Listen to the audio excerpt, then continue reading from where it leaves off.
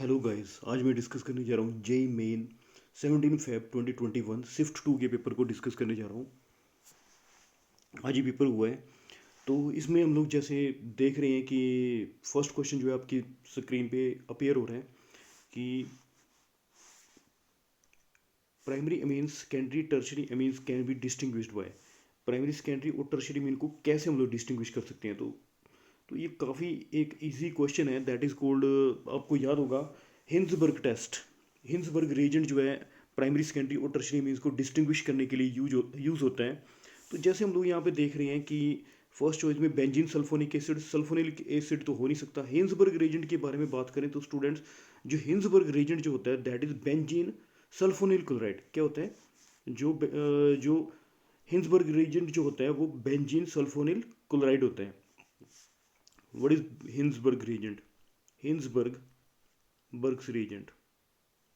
Hinsberg's reagent जो है that is benzene sulfonyl chloride. Benzene sulfonyl chloride. This is called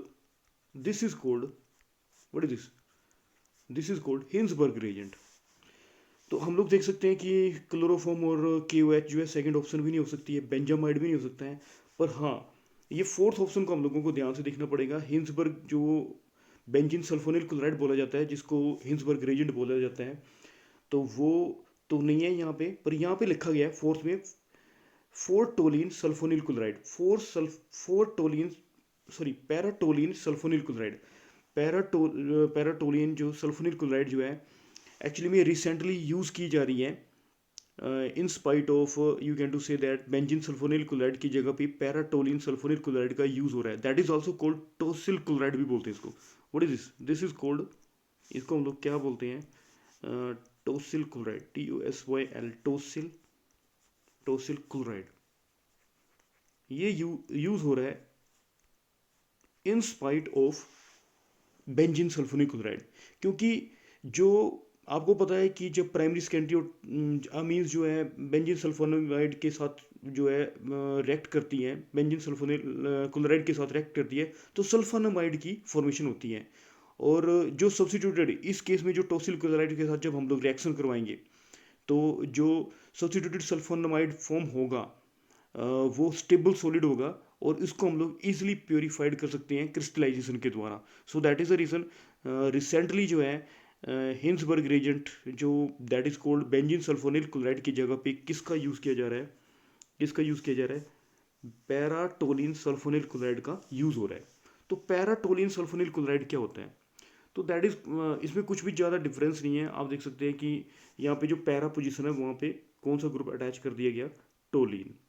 तो this is cold क्या? इसको हम लोग बोलते हैं para toluene sulphonyl chloride. That is also called tosyl chloride. तो जब हम लोग प्राइमरी सेकेंडरी और टर्शरी अमीन्स को ट्रीट करवाते हैं, तो प्राइमरी अमीन्स में मैं रिएक्शन करके बता रहा हूँ आप लोगों को। प्राइमरी अमीन में क्या होता है? प्राइमरी अमीन जो है उसमें आपको पता है दो हाइड्रोजन होते हैं और एक इथाइल ग्रुप होता है C2H5। C2H5, तो इसमें HCl बाहर निकल गया। तो आप देख सकते हैं कि स्टूडेंट्स इस टाइप से जो है सल्फोनामाइड की फॉर्मेशन हो जाएगी। इस टाइप से सल्फोनामाइड बनेगा और CH3 ग्रुप नीचे आ गया। ठीक है, और ये जो है प्राइमरी अमीन के साथ बना रहा है। प्राइमरी अमीन के साथ जो जो सल्फोनामाइड बना रहा है वो, सॉरी, यहाँ पे हाइड्रोजन भी है। और ये जो हाइड्रोजन होता है that is highly acidic in nature. क्योंकि यहाँ पे जो इलेक्ट सल्फोनिल ग्रुप जो लगा है, ये जो सल्फोनिल ग्रुप लगा होता है दैट इज, सल्फोनिल ग्रुप जो लगा है, सल्फोनिल ग्रुप जो होता है that is electron withdrawing, strongly electron withdrawing group होते हैं। तो ये स्ट्रॉन्गली विड्रॉइंग ग्रुप होने की वजह से this hydrogen is highly acidic, highly highly acidic, highly acidic होते हैं। और ये हाईली एसिडिक होने की वजह से स्टूडेंट्स, हाईली एसिडिक होने की वजह से पोटाशियम हाइड्रोक्साइड, या हम लोग बोल सकते हैं KOH, अल्कली में, अल्कली में जो है सोलुबल रहता है, soluble in alkali, soluble in potassium hydroxide, because it contain highly acidic hydrogen, क्योंकि ये हाइड्रोजन जो है एसिडिक होने का कारण ये है कि यहाँ पे जो सल्फोनिल ग्रुप जो है that is electron withdrawing group, जिसकी वजह से ये H प्लस जो जो हाइड्रोजन जो है हाईली एसिडिक है, और इस हाइड्रोजन की वजह से ये पोटाशियम हाइड्रोक्साइड में सोलूबल है। और यदि मैं सेकेंडरी अमीन्स के बारे में बात करूँ स्टूडेंट्स, तो मैं इसी को रिएक्शन को मॉडिफाइड करके आपको बता रहा हूँ कि जैसे कि यहाँ पे जो है आप सेकेंडरी अमीन में जो है आप देख सकते हैं कि यहाँ पे दो इथाइल ग्रुप हो जाएंगे, यहाँ पे दो इथाइल ग्रुप हो जाएंगे, यहाँ पे दो इथाइल ग्रुप हो जाएंगे, दो एल्काइल ग्रुप हो जाएंगे। और स्टूडेंट जब दो एल्काइल ग्रुप हो जाएंगे तो आपको यहाँ पे पता लग गया होगा व्हाट विल हैपन नाउ। यदि यहाँ पे दो एल्काइल ग्रुप हो गए C2H5, तो इसमें एसिडिक हाइड्रोजन प्रेजेंट नहीं रहेगी, एसिडिक हाइड्रोजन प्रेजेंट नहीं है, ठीक है। तो जिसके कारण ये अल्कली में जो होगा सेकेंडरी अमीन जो है that will be, secondary amine जो है, secondary amine will insoluble in potassium hydroxide में जो है वो इनसोलुबल होगा। और अब मैं टर्शरी मीन्स के बारे में बात करूं स्टूडेंट्स, टर्शरी मीन में आपको पता है कि जो है तीनों जो है एल्काइल ग्रुप होते हैं, तीनों जो ग्रुप हैं दैट इज एल्काइल ग्रुप है। तो आपको पता लग गया होगा कि it will does not contain hydrogen, so that is the reason कि उसमें कोई भी रिएक्शन जो हिंस जो ये टोसिल क्लोराइड है इसके साथ कोई भी रिएक्शन नहीं होगा, because it does not contain hydrogen. तो टर्शरी जो अमीन है, टर्शरी अमीन्स, ठीक है, तो इसके बीच इसका और जो टोसिल क्लोराइड जो है that will be no reaction, कोई भी रिएक्शन नहीं होगा। So it is a test of distinction between primary secondary and tertiary amines, ठीक है। तो ये जो है that test was known as, जो है ये जो टेस्ट है that is known as Hinsberg test बोलते हैं इसको, हिंसबर्ग रेजेंट के साथ करवाया जाता है। पर आपको मैंने बताया कि आजकल जो है रिसेंटली जो है क्या यूज़ किया जा रहा है, पैराटोलिन सल्फोनिल क्लोराइड का यूज़ हो रहा है, टोसिल क्लोराइड का यूज़ हो रहा है। तो दैट इज़ तो ये जो था दैट इज़ हिंसबर्ग रीजन के ऊपर क्वेश्चन बेस्ड था। स्टूडेंट नेक्स्ट क्वेश्चन जो आप देख रहे हैं यहाँ पे कि जैसे कि आप देख सकते हैं कि कंपाउंड यहाँ पे ए जो है वो इथेनॉल के साथ रिएक्ट कर रहा है, एनिसोल की फॉर्मेशन हो रही है, बी और सी जो है हम लोगों को आइडेंटिफाइड करने के लिए बोला गया है, और नाइट्रोजन गैस जो है लिबरेट हो रही है। तो फर्स्ट ऑफ ऑल आप देख सकते हैं कि ए कंपाउंड बी और सी को आइडेंटिफाइड करने के लिए बोला गया है। तो हम लोगों को पहले तो ये है कि ए जो कंपाउंड दिया गया है हम लोगों को इस हिसाब से कंपाउंड बनाना पड़ेगा कि इसका जो फार्मूला बन जाए ये बन जाए, ये जो दिया हुआ हम लोगों को ये फार्मूला बन जाए। तो इसके लिए हम लोगों को सिंपल सी बात है, आप देख सकते हैं कि ये कंपाउंड जो कंपाउंड से कौन सी गैस लिबरेट हो रही है, N2 गैस जो है लिबरेट हो रही है। तो इसका मतलब क्या है स्टूडेंट्स कि ये जो कंपाउंड जो है, ये जो कंपाउंड है वो डेफिनेटली उसमें डाइजोनियम सॉल्ट प्रेजेंट है, बेंजीन डाइजोनियम क्लोराइड जो वो डेफिनेटली उसके अंदर प्रेजेंट है। तो इस टाइप से इसका स्ट्रक्चर हो सकते हैं। जैसे हम लोग देखें इसको ट्राई करें तो ऊपर जो है दैट इज़ OCH3, अनडाउटफुली ये आएगा ही आएगा क्योंकि इससे इसकी फॉर्मेशन हो रही है, so that is the reason ऊपर OCH3 आएगा। और नीचे जो है यहाँ पे हम लोग देख सकते हैं यहाँ पे डाइजोनियम क्लोराइड आएगा, बेंजीन डाइजोनियम, ये डाइजोनियम सोल्ट आ जाएगा क्योंकि इसी से N2 गैस जो है दैट विल बी लिबरेट हो रही है। और आप ध्यान ध्यान से देखें तो ये जो जो कंपाउंड बन रहा है इस फार्मूले को क्या कर रहे हैं, ये जो फार्मूला है इसको क्या कर रहे हैं, सेटिस्फाइड कर रहे हैं, इस फार्मूले को सेटिस्फाइड कर रहे हैं, ठीक है। और आप देख रहे हैं कि अल्कोहल, तो हम लोगों का फाइनल एक आंसर तो हो गया कि जो ए जो है ये वाला कंपाउंड होगा, ठीक है, ये कंपाउंड, क्योंकि इसके फार्मूले को क्या कर रहे हैं, सेटिस्फाइड कर रहे हैं।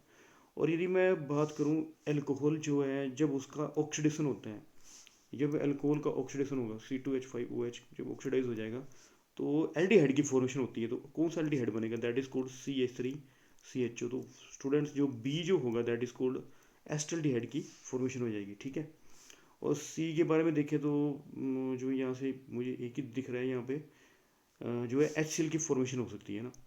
तो जो सी जो होगा दैट इज सी जो है दैट इज HCl होगा। तो स्टूडेंट आप देख सकते हैं कि ए जो है ये जो है ये कंपाउंड बन गया, ये फाइनली एक कंपाउंड बन रहा है, और जो बी जो है CH3CHO की फॉर्मेशन हो रही है, और सी जो है दैट विल बी HCl जो है HCl हाइड्रोक्लोरिक एसिड की फॉर्मेशन हो रही है। तो ये इसके फाइनल आंसर होंगे। स्टूडेंट जैसे कि आपकी स्क्रीन पे ये नेक्स्ट क्वेश्चन जो है डिस्प्ले हो रहा है, इसमें आप देख सकते हैं कि from which of the following compound percentage of nitrogen is calculated by Kjeldahl method. तो जेल्डाल मेथड जो है इसमें हम लोग नाइट्रोजन की परसेंटेज को कैलकुलेट करते हैं ऑर्गेनिक कंपाउंड में।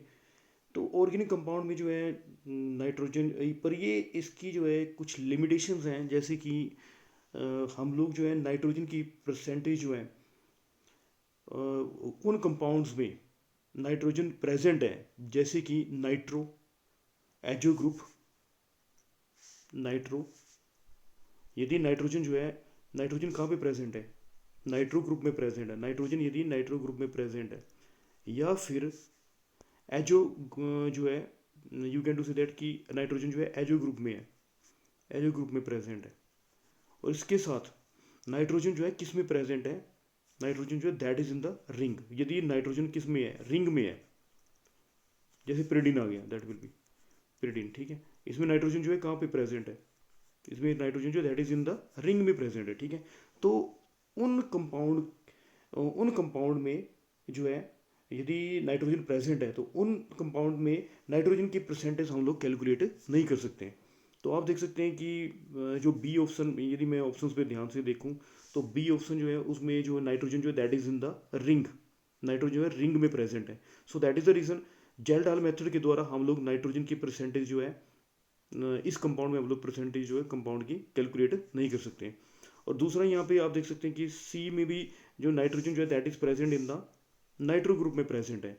सो दैट इज द रीजन इस कंपाउंड में भी मैं नाइट्रोजन की परसेंटेज जेल्डाल मेथड के द्वारा फाइंड आउट नहीं कर सकता। और यदि मैं डी ऑप्शन के बारे में बात करूँ, तो आपको यहाँ पे एजो ग्रुप दिखाई दे रहा है, तो नाइट्रोजन जो है that is in azo group में प्रेजेंट है, तो इस कंपाउंड में भी मैं नाइट्रोजन की परसेंटेज जो है जेल्डाल मेथड के द्वारा फाइंड आउट नहीं कर सकता।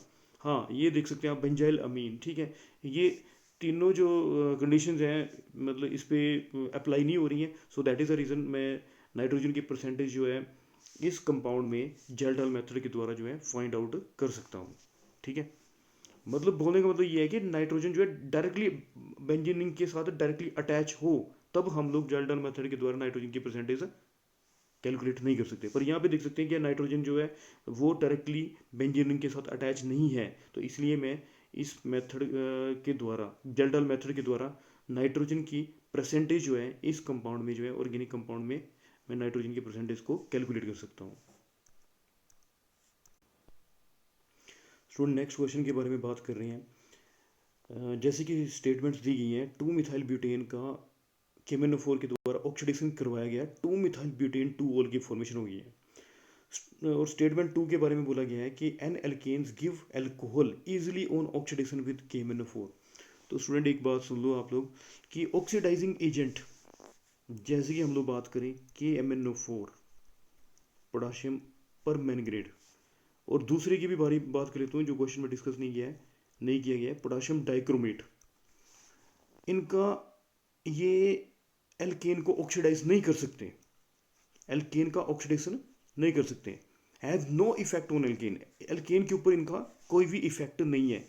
ये जो ऑक्सीडाइजिंग एजेंट है एल्केन को ऑक्सीडाइज नहीं कर सकते, नॉर्मल एल्केन को ऑक्सीडाइज नहीं कर सकते। पर एक बात और, पर यदि एल्केन जो है उसमें टर्शरी हाइड्रोजन है, तो वो हाइड्रोजन जो है वो ऑक्सीडाइज होकर के एल्कोहल की क्या करेगा, फॉर्मेशन कर देगा, कोरस्पॉन्डिंग एल्कोहल की फॉर्मेशन कर देगा। तो जैसे कि हम लोग बात कर रहे हैं यहाँ पे नॉर्मल एल्केन के बारे में बोला गया है, नॉर्मल एल्केन जो है, तो इसका मतलब क्या है, यहाँ पे बोला गया normal alkane give alcohol easily on oxidation with KMnO4। तो ये स्टेटमेंट रॉन्ग है स्टूडेंट, नॉर्मल एल्केन जो है वो ऑक्सीडाइज नहीं हो सकती KMnO4 के द्वारा, नॉर्मल एल्केन जो है that can not be. Normal chain means क्या होता है, स्ट्रेट चेन, स्ट्रेट चेन वाली जो एल्कोहल जो है, स्ट्रेट चेन कोई भी हो गया, जैसे स्ट्रेट चेन कोई भी एल्केन है, ब्यूटेन हो गया, कुछ हो गया, ठीक है, ठीक है, तो ये जो है ये ऑक्सीडाइज नहीं हो सकती KMnO4 के द्वारा, स्ट्रेट चेन। हाँ, पर बात ये है कि यदि कोई एल्केन जो कि टर्शरी हाइड्रोजन को क्या कर रही है, कंटेन कर रही है, वो KMnO4 के द्वारा इजिली ऑक्सीडाइज होकर के कोरस्पॉन्डिंग एल्कोहल की क्या करेगी, फॉर्मेशन करेंगी।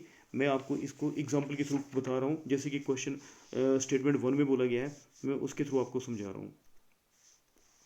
आप देख सकते हैं कि यहाँ पे जैसे क्वेश्चन में बोला गया है 2 मिथाइल ब्यूटेन, 2 मिथाइल ब्यूटेन के बारे में बात करें स्टूडेंट, तो ये होते हैं 2 methyl butane, 2 methyl butane. Second position पे मिथाइल ग्रुप आ गया, ये आ गया 2 मिथाइल ब्यूटेन क्वेश्चन के हिसाब से, ठीक है स्टूडेंट। ये देख सकते हैं आप लोग कि ये जो कार्बन है that is called tertiary carbon है, क्यों, क्योंकि ये कार्बन जो है 3 कार्बन से सराउंडेड है, और ये जो हाइड्रोजन है दैट इज टर्शरी हाइड्रोजन है, क्यों, आप देख सकते हैं कि ये जो कार्बन है that is surrounded by 3 hydrogen, 3 carbon, 1 2 और 3 कार्बन, तो ये दैट इज कॉल्ड, इसको टर्शरी कार्बन बोलते हैं। और उसके साथ जो हाइड्रोजन अटैच हुआ है दैट इज कॉल्ड, इसको टर्शरी हाइड्रोजन बोलते हैं, ठीक है। तो ये जो KMnO4 में एल्केलाइन KMnO4 जो है इसको ऑक्सीडाइज कर देगी स्टूडेंट्स, और ये जो हाइड्रोजन है that is oxidise to alcohol, तो ये बन जाएगा CH3, CH3 ऊपर आ गया, ठीक है, यहाँ पे CH2, CH3, और ये जो हाइड्रोजन जो है that is oxidise to corresponding alcohol. तो आप देख सकते हैं कि यहाँ पे टर्शरी एल्कोहल की फॉर्मेशन हो चुकी है। तो ओनली जो है टर्शरी हाइड्रोजन जो है वो एल्केन जो कि टर्शरी हाइड्रोजन कंटेन करती है, ऑक्सीडाइज होकर के KMnO4 उसको ऑक्सीडाइज करके टर्शरी एल्कोहल की क्या कर रहे हैं, फॉर्मेशन कर रहे हैं। तो आप देख सकते हैं कि यहाँ पे क्वेश्चन में जो था कि स्टेटमेंट जो है 2 मिथाइल ब्यूटेन जो है वो किस में ऑक्सीडाइज हो रही है, 2 मिथाइल, आप देख सकते हैं कि 2 मिथाइल ब्यूटेन 2 ओल में क्या हो रही है, ऑक्सीडाइज हो रहा है, क्यों, क्योंकि इसलिए ऑक्सीडाइज हो रहा है because it contain tertiary hydrogen. ये क्या कंटेन कर रहा है स्टूडेंट, ये क्या कंटेन कर रहा है, टर्शरी हाइड्रोजन कर रहा है कंटेन, इसलिए ये टर्शरी एल्कोहल में क्या हो रहा है, ऑक्सीडाइज हो रहा है, ठीक है। पर हर एल्केन जो है वो KMnO4 के साथ जो है ऑक्सीडाइज, नॉर्मल एल्केन, सॉरी हाँ, नॉर्मल एल्केन जो है वो KMnO4 के साथ ऑक्सीडाइज नहीं हो सकती। तो स्टेटमेंट जो है फर्स्ट जो है वो ट्रू है, करेक्ट है, और जो स्टेटमेंट सेकंड जो है दैट इज इनकरेक्ट है। तो स्टूडेंट नेक्स्ट जो है क्वेश्चन देख रहे हैं हम लोग, फ्रक्टोज के स्ट्रक्चर में पहले, सबसे पहले मैं फ्रक्टोज का स्ट्रक्चर ड्रॉ कर रहा हूँ। फ्रक्टोज का स्ट्रक्चर में आप देख सकते हैं कि इस टाइप से फ्रक्टोज का स्ट्रक्चर होता है, ये फ्रक्टोज का स्ट्रक्चर आ रहा है CH2OH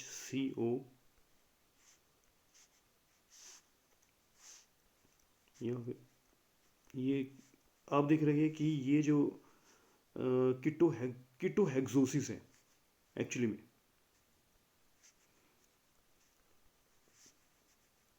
इसमें जो है एक्चुअली में ये एक मोनोसेक्राइड है और कीटो ग्रुप को कंटेन करता है।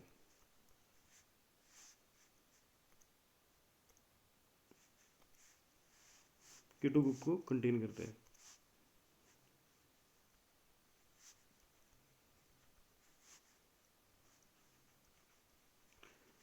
फाइनली ये फ्रक्टोज का स्ट्रक्चर दिया गया है, ये स्ट्रक्चर बन गया फ्रक्टोज का CH2OHCO। आप देख सकते हैं कि ये स्ट्रक्चर जो है दैट इज कॉल्ड फ्रक्टोज का स्ट्रक्चर है।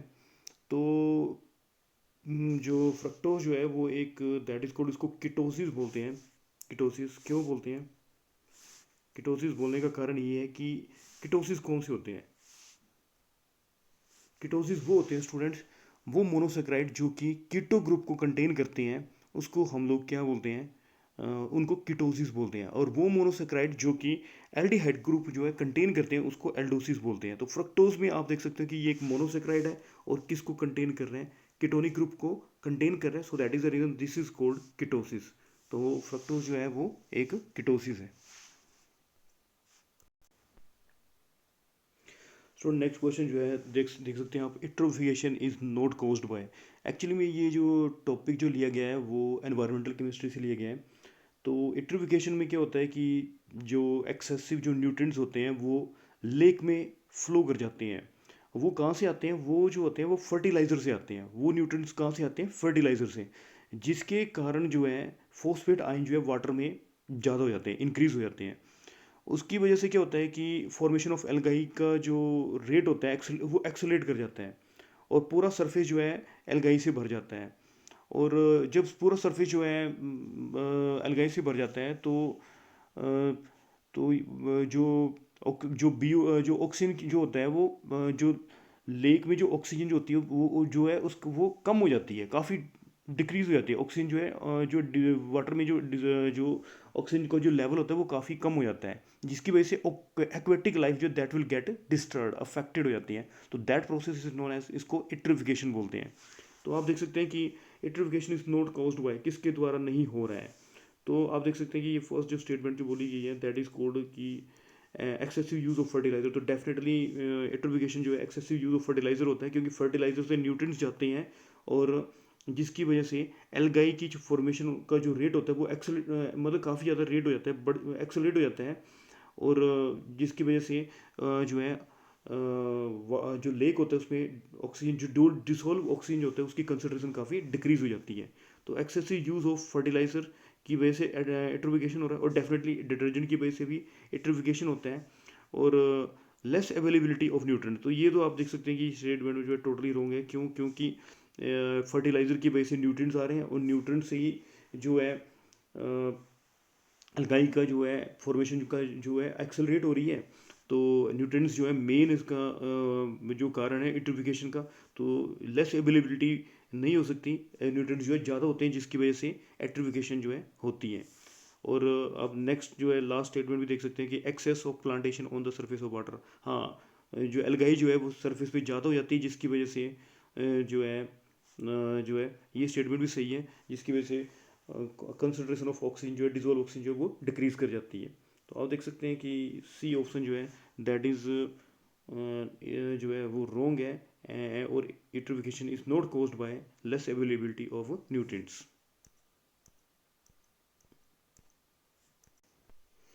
स्टूडेंट, जैसे कि which enzymes are involve in the following conversion, कि कौन से एंजाइम जिसमें यूज़ हो रहे हैं।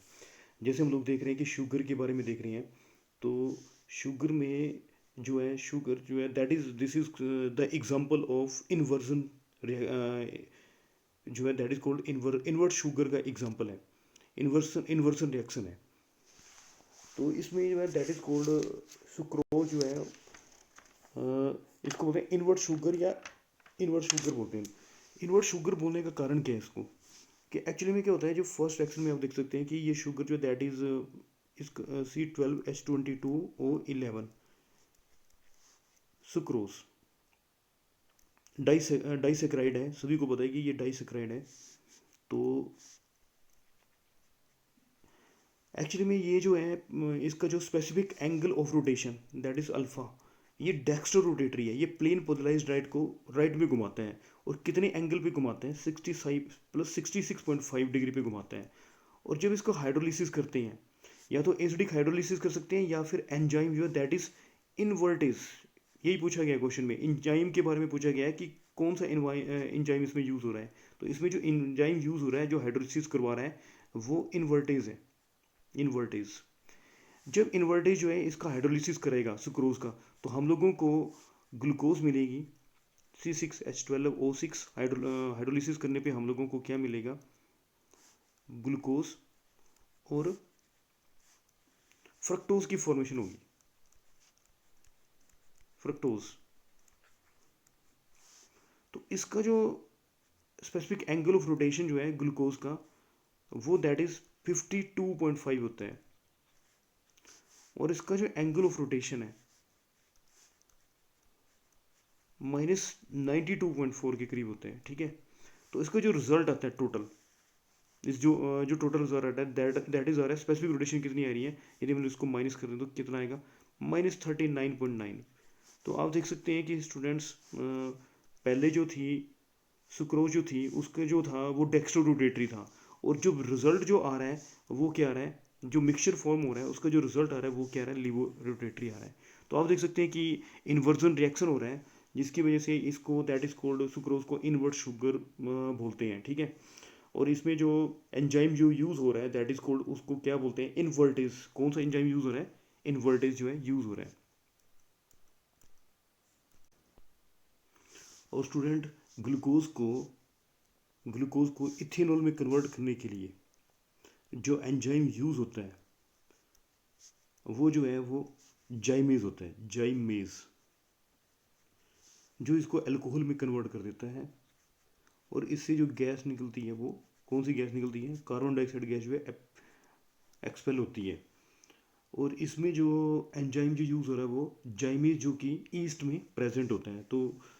तो शुगर को ग्लूकोज में और फ्रक्टोज में कन्वर्ट करने के लिए जो एंजाइम यूज़ हो रहा है वो इन्वर्टेज हो रहा है, और ग्लूकोज को अल्कोहल में कन्वर्ट करने के लिए जो एंजाइम यूज़ हो रहा है वो जाइमेज हो रहा है। स्टूडेंट क्वेश्चन में जो है कि मैच करने के लिए बोला गया है, कॉलम 1 और 2 को मैच करने के लिए बोला गया है, तो मैं सिर्फ फाइनल आंसर को डिस्कस कर रहा हूँ। सोडियम बेंजोएट जो है फूड प्रिजर्वेटिव है। Food food preservative food preservative के लिए इसका यूज़ होता है। और यदि मैं बात करूँ सुक्रोलोज, तो सुक्रोलोज जो है that is artificial sweetening agent है, आर्टिफिशियल स्वीटनिंग एजेंट है। और artificial sweetening agent, sweetening sweetening agent agent ये ट्राईक्लोरो डेरिवेटिव सुक्रोज का है। अपीयरेंस और टेस्ट जो है शुगर की तरह होता है और स्टेबल होता है इवन कुकिंग में, और कैलोरीज जो है प्रोवाइड नहीं करता है। बायोथिनल तो सभी को पता है कि एंटीसेप्टिक प्रॉपर्टी होती है और सोप में इसका यूज़ होता है। ठीक है, एंटीसेप्टिक प्रॉपर्टी है, एंटीसेप्टिक प्रॉपर्टी। और एस्टर डेरिवेटिव ऑफ जो स्टीरिक एसिड है that is use in detergent, detergent में इसका यूज़ होता है। तो स्टूडेंट ये मैच करने के लिए बोला गया था, तो ये मैंने मैच कर दिए। फाइनल आंसर मैंने आंसर डिस्कस किया इसका। स्टूडेंट नेक्स्ट क्वेश्चन जो है, number of carbon carbon sigma bond in mesityl oxide is. Actually mesityl oxide जो है 16 मार्च को मैं शिफ्ट 1 के पेपर में डिस्कस कर चुका हूँ कि मिस्टाइल ऑक्साइड जो है एसीटोन के एल्डोल कंडेंसेशन से फॉर्म होता है। जब उसका डिहाइड्रेशन की जाती है तो मिस्टाइल ऑक्साइड जो जो सेल्फ कंडेंसेशन किया जाता है एसीटोन का, और उसके बाद जो है डिहाइड्रेशन करने पे, हीट करने पे जब डिहाइड्रेशन होती है तो मिस्टाइल ऑक्साइड की फॉर्मेशन होती है। तो मिस्टाइल ऑक्साइड में यहाँ पे स्ट्रक्चर मैंने बना दिया है। तो उसमें जो है सिग्मा बॉन्ड कैलकुलेट करने के लिए बोला गया है। तो आप देख सकते हैं कि सिग्मा बॉन्ड कितने आएंगे, एक कार्बन कार्बन के बीच में सिग्मा बॉन्ड बोला गया है। ठीक है, तो आप देख सकते हैं सिग्मा बॉन्ड जो है कार्बन कार्बन के बीच में जो है दैट इज़ 5 जो है सिग्मा बॉन्ड आ रहे हैं। तो इसका जो है 5 जो है सिग्मा बॉन्ड होंगे कार्बन कार्बन के बीच में। तो ये सारे क्वेश्चन जो है मैंने इसके डिस्कस किए हैं ऑर्गेनिक केमिस्ट्री के 17 मार्च शिफ्ट 2 के। तो अभी जो है आप देख सकते हैं कि ऑर्गेनिक केमिस्ट्री में जो है हमें केमिस्ट्री एंड एवरीडे लाइफ से भी क्वेश्चंस आ रहे हैं काफ़ी, जैसे स्वीटनिंग एजेंट्स के बारे में पूछा गया, एनवायरमेंटल केमिस्ट्री के बारे में पूछा गया। तो स्टूडेंट्स कल जो पेपर होने वाला है उसके लिए भी आप जो है एनवायरमेंटल केमिस्ट्री पे भी फोकस करें। और अब जैसे एक और यूनिक क्वेश्चन हम लोगों को देखने को मिला कि जो जैसे हाइड्रोलिसिस हो रहा है इनवर्ट शुगर में कि कौन सा एंजाइम यूज़ हो रहा है, ग्लूकोज के लिए कौन सा एंजाइम हो रहा है। तो आप और भी एंजाइम्स के बारे में पढ़ के जाएं कि कौन कौन सी रिएक्शन में किस एंजाइम का यूज़ हो रहा है। और जो है मतलब आप पूरी डिटेल में जो है, और नेमिंग रिएक्शंस में देखें कि नेमिंग रिएक्शंस जरूर देख के जाएं कि कौन कौन से जो है रीजेंट उसमें यूज़ होते हैं। कार्बाइलमिन रिएक्शन जरूर देखें, अमोनोलिसिस देखें, मतलब सभी होमन और ब्रोमाइड डिग्रेडेशन आप देख सकते हैं कितनी बार इसका यूज़ हुआ है। रिमन डायमंड रिएक्शन हो रहा है, कार्बाइल एमीन रिएक्शन यूज़ हो रहा है। ठीक है, और हाइड्रेट शिफ्ट हो रहा है, मिथाइल शिफ्ट हो रहा है। अभी आई थिंक कल जो है शायद रिंग एक्सपेंशन भी क्वेश्चन हो सकते हैं मे बी। तो आप जो है पूरी डीपली तैयारी करें ऑर्गेनिक केमिस्ट्री के बारे में। हेलोल्केन्स की केमिकल प्रॉपर्टीज़, ठीक है, उसमें SN1 reaction, SN2 reaction, Saytzeff rule, Hofmann elimination reaction, और E1 रिएक्शन, E2 रिएक्शन। ठीक है, तो आप सभी रिएक्शंस को करें। एल्कोहल टेस्ट के बारे में करें, लूकास टेस्ट हो गया, विक्टर्समेयर टेस्ट हो गया। फिर आप जो लिंडलर्स कैटलिस्ट के बारे में पूछा गया कि अब हो सकता है कि 16 को तो शिफ्ट 1 में ये पूछा गया था कि लिंडलर्स कैटलिस्ट क्या होता है, उसके बारे में पूछा गया था। अभी हो सकता है कि जो बर्क रिडक्शन था उसमें किस में सिस एल्किन की एल्काइन से किसकी में सिस की फॉर्मेशन हो सकती है, या फिर या ट्रांस में कैसे किसकी फॉर्मेशन होगी, तो इस टाइप से ये क्वेश्चन बन सकते हैं। एरोमेटाइजेशन पे आ सकते हैं क्वेश्चंस, ठीक है। और जो है आयरन ट्यूब में 873 केल्विन पे जब एसिटिलीन गैस पास की जाती है, उसके उस टाइप के भी क्वेश्चन आ रहे हैं। 6 मेंबर रिंग को पास किया जाए तो क्या बन सकते हैं, 7 को किया जाए तो क्या हो सकते हैं। तो इस टाइप के आप देख सकते हैं कि चारों तरफ से क्वेश्चन आ रहे हैं। अभी जैसे ट्यूटोमेरिज्म के भी क्वेश्चन आ चुके हैं, ठीक है। ट्यूटोमेरिज्म में कौन सा एनोल कंटेंट किसका ज़्यादा होगा, किसकी कीटोफॉर्म ज़्यादा होगी। तो आप जो है पूरा डिटेल्ड में डिस्कस करें, पूरा देख के जाएं। हाँ, क्वालिटेटिव क्वांटिटेटिव एनालिसिस के बारे में देखें कि क्या हो रहा है। उसके न्यूमेरिकल्स पे हो सकता है कि जैसे कि परसेंटेज ऑफ हाइड्रोजन के बारे में पूछा गया, परसेंटेज ऑफ कार्बन के बारे में पूछ सकते हैं, ठीक है। वो जो है फार्मूलेज वगैरह पढ़ के जाएं। तो आप काफ़ी डिटेल में स्टडी करें, ठीक है। क्वेश्चन जो है कहीं से भी आ सकते हैं। कोई भी, हम लोग ये नहीं बोल सकते कि कोई टॉपिक जो है अनइम्पोर्टेंट है। तो आप प्लीज़ डिटेल में डिस्कस करें और कल की पेपर की तैयारी करें। Thank you for watching.